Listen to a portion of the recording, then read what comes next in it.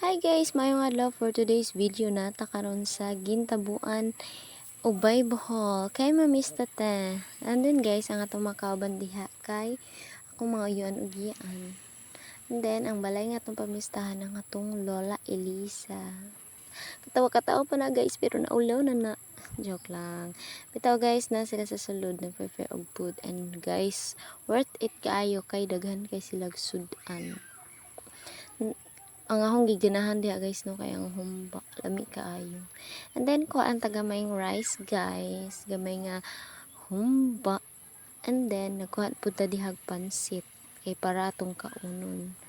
Na guys, kauna kayo yung ate kataw-katawa na pero kakanunon na kay gigutom. O di ba ni hungit na siya.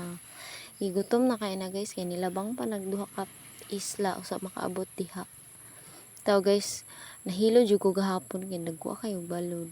Guys, hungit kayo back to reality na sad ta mo kaon sa dagpansit. And then kay uhaw man yung ate na ko diha. So manginom tag guys. And then akong baby boy diha kaon pud siya iya ha. And guys, after na mo nangaon ana, di ba? Namarog na mi kay busog na. And thank you sa balay ni Lola Elisa.